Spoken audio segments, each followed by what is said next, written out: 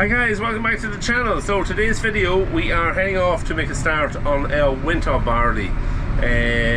Yeah, it's been fit to cut for probably about a week or so, but the weather has not played ball with us at all for making the start on it. But over the last day or so we've had a nice dry spell and it's forecast to be dry for the next few days. So hopefully it stays okay and we can get the winter barley cut. We've about 80, just over 80 acres, I think it's about 82 acres in total of winter barley to cut. So as far as I know, Brendan is already there and in the field making a start on it.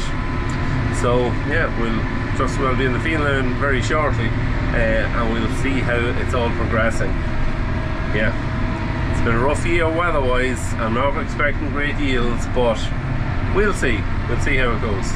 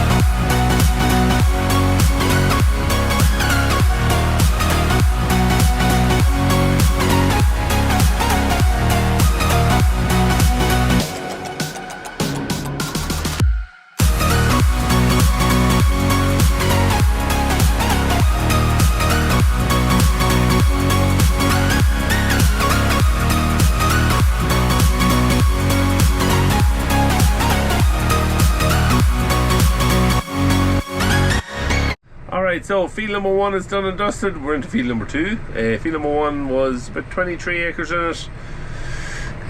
I'd say of the 23 acres, something just over 20 acres of it grew with all the great weather that we had in the autumn of last year, and the great weather we had in the winter of last year, and the great weather we had in the springtime of this year, and the great summer that we had. So all the wet can be seen throughout that field. And there's, yes, probably about 2.5 acres of it that didn't grow or grew very badly, maybe 3 acres of it. And this field here, there's sections of it as well. You can see there's actually one of them sections is here where I am at the minute.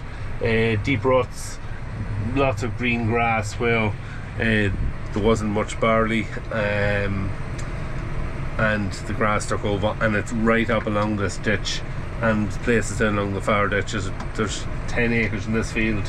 I'd say there's probably about an acre of it at least, maybe slightly over an acre again, that we've had water damage. And then field number 3 isn't much better. There's whole sections of it then with the same issue as well. And field number 4, there's actually, field number 4 has a river that runs alongside it, and the river came out and washed away a lump of the soil. I'll show you when you get down there. So the track machine, when it's over, probably when it's over doing the dung or filling the dung, it's going to have to do a bit of levelling over there and put the soil back where it should be. So yeah, we're not going to be breaking any records with yields, which we didn't expect that we would, but I suppose probably just going on what we've got in trailers from the first field, I'd say it's averaging somewhere just over 2.5 tons to the acre. So I suppose overall, considering there's sections of it didn't grow, yeah, look, it is what it is.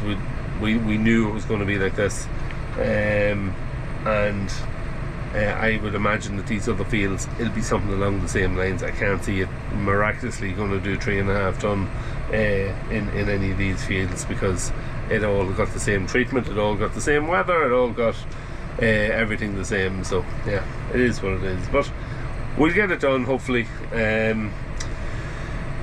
It's not that sunny a day. Moisture's coming in, I think around 17% now. It was a bit higher earlier on. Happy enough with the moisture. Yeah, so we'll keep moving along and get it done and dusted.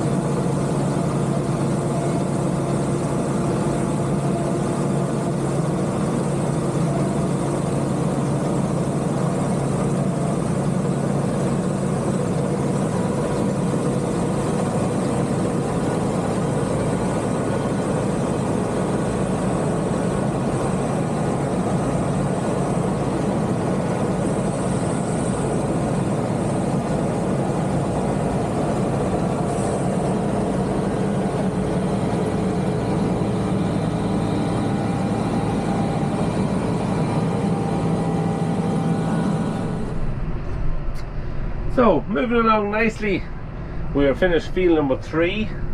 With just a load of grain sitting on the trailer, and we're just going out into, there's a smaller field here with about 5 acres in it. We're going to go out into it and maybe make a start on it now. Kind of running out of daylight, and the dew is probably just starting to land a wee bit on it. It's 9:15, so we'll see how much we can get done of it. If we can get it opened up, it'll, at least that will be done for morning. Field number 3 yielded very well. It would have done, well, I'm saying very well, better than the rest of it. Yeah, would have done, say, something over 3 ton to the acre, just on the loads that has been taken out of it. So yeah, better. And there's more straw on the rows here than in the previous 2 fields. That's always a bit of a telltale sign as well. So yeah, we'll go out into field number 4 and we'll see how much we get done with that. One of the reasons why this here field would have done better is it got slightly more urea than the other fields, to do with the calibration on the spreader at the time. I knew there's about 10 acres in this field, and I knew when it was done that there was a little bit too much urea on the field, so I had to reduce it back a little bit.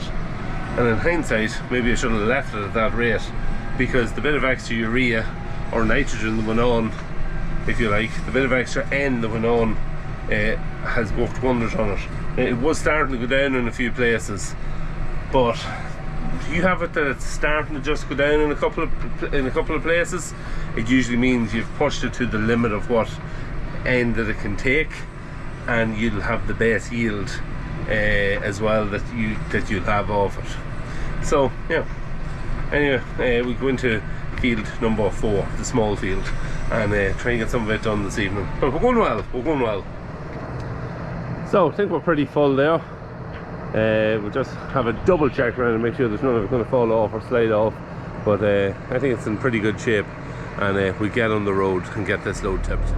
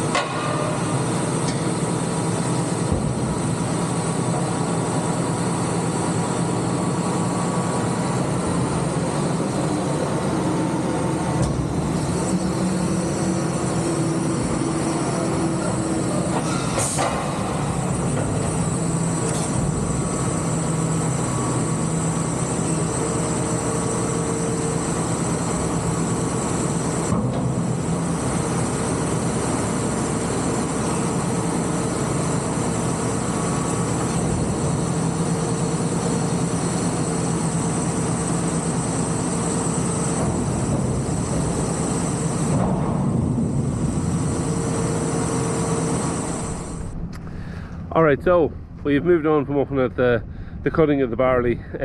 You seen yesterday I tipped that load of grain.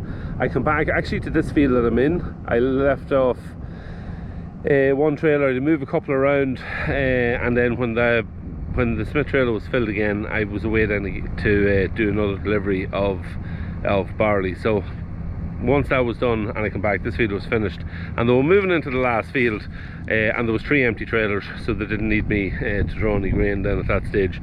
And I put the baler on and I've been baling ever since, and I haven't had a chance to take the camera out or to video anything. I've just been under serious pressure. Weather is working with us so far, but there is a bit of a change coming, I think, this evening.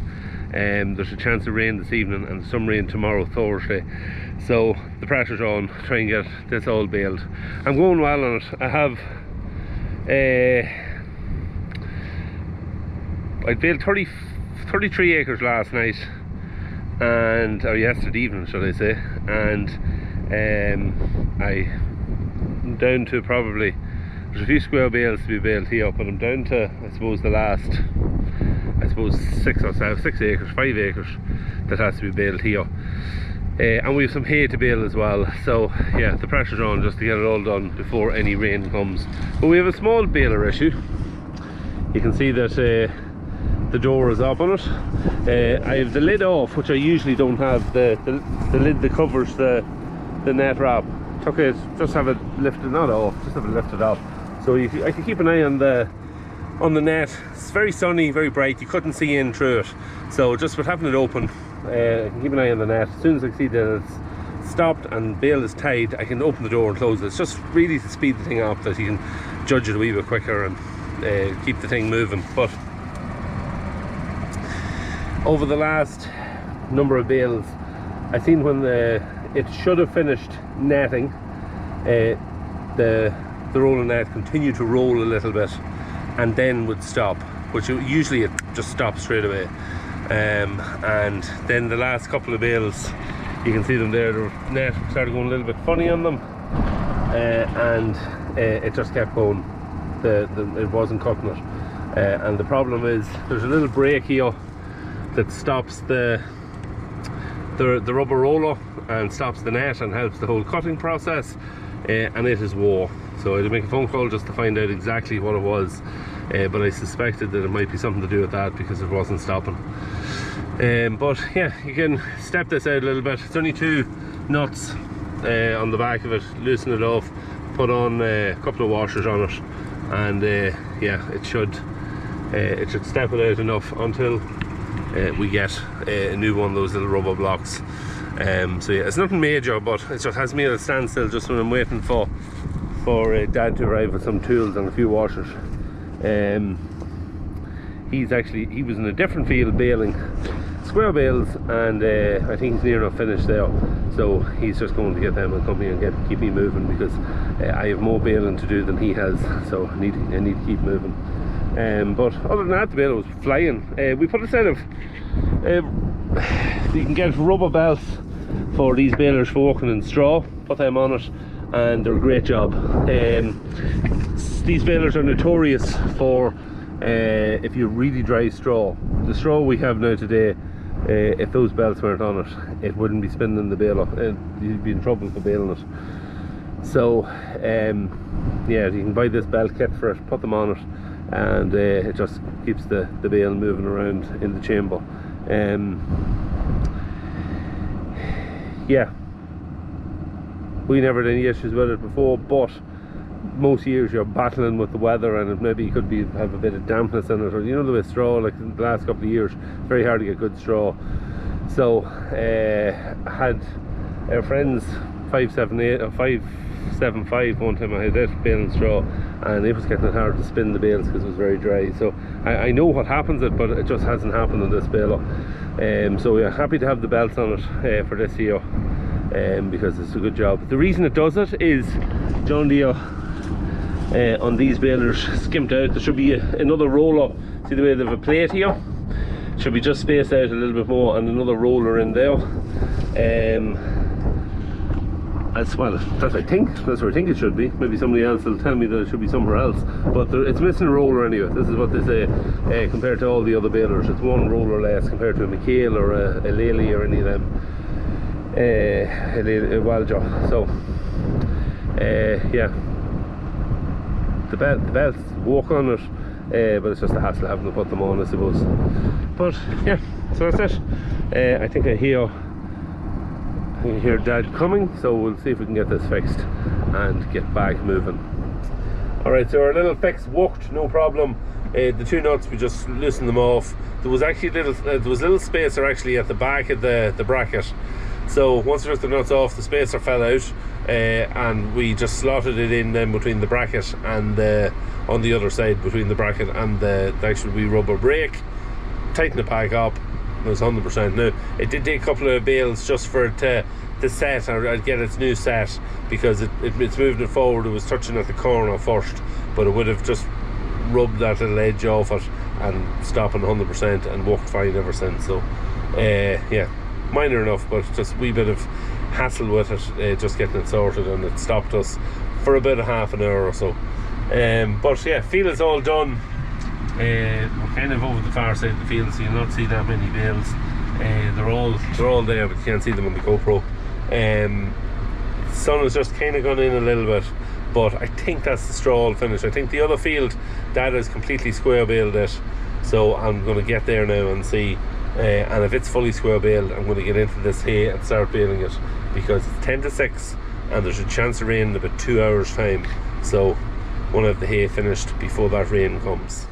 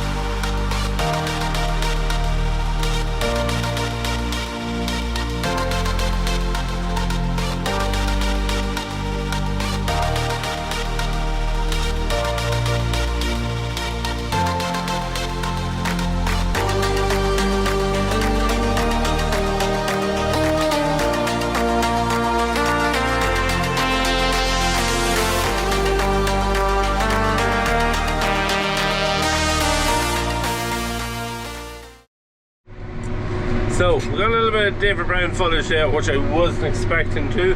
I thought that field would have been finished before I got there, but got a bit of footage just before I started baling the hay, which I am now at, well on the way at. I'm a couple of hours into baling the hay now at this stage. Yeah, first field was done and dusted. It's actually 3 small kind of field, so they were quite awkward to bale, and there was 87 bales I think on it. So yeah, lovely stuff, done very well over the last number of days with all the good dry weather. And now I'm over now baling the is it haylage, which seems to be like every single bit of stuff we've been baling this year and last year. That seems to be the question with it. But yeah, I think it might be haylage this. We'll see. We'll make a final decision on it in the morning. It's quite dry, there's a lot of dust out of it. It's very, very close. It's like 95% hay, so yeah, we'll see. We didn't roll this ourselves. The hay bob wasn't in action, and I didn't see the I think they raked it up. I think it's like 20 or 22 foot is the size of it, and it is a great job for baling.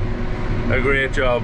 You know, lovely big rows. You can make really nice bales just with ease, and yeah, just a great job. Look at the big gap between the rows there, and big rows, and you'll see we literally made a bale there which was near the end of the row, and you're going to see just how quick that it's going to make another bale, like that quick. So but you can see the row is like nearly touching the bottom of the tractor, and it's the full width. It's almost driving a little bit on each side. So great job for baling with, but and it's a very heavy crop as well, which also is helping to fill the row. It's also one of the reasons why it isn't it isn't fully hay and it's possibly haylage. So yeah, but we're getting there. Yeah, so I suppose I'll finish this off, and yeah, we'll see what's next. So literally just driving home, and it has started to rain. So just finished. There was a few little spits of rain literally as I was taking the wheels off the pickup and the baler and putting them onto the frame, and it just started to spit rain as I was doing that. And now it's raining a wee bit heavier. Of course, very dark now, but yeah, it's raining a wee bit heavier just as I'm coming home towards the yard. So that wasn't done 5 minutes too quick. That's how close it was. But yeah, we're done. So harvest 2024. Well, the winter stuff is well under control at this stage. We've got all the winter is cut and in. It's actually even treated and in the shed. So whatever we didn't leave up in the grain store, there was like 110 tonne that we kept here in the yard, and it is in and already treated and all and in the shed. So we've been busy the last few days, and you can see on the other side here it's all in as well. So all the barley is in. We still have about 24 acres of spring barley to cut, which won't be ready for about 3 weeks, 4 weeks, whatever.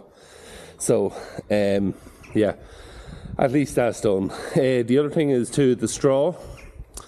We baled up about 1,000 bales for us ourselves, and some for customers, and our own 1,000 bales are in the shed as well. So yeah, some here, and there's about 300 bales down on the loft as well, that we always use for bedding cows and calves when that starts to happen in next spring. So yeah, we're well on top of things and going well. Round bales, the good few of the round bales is already gone out of the fields. There's not that many left.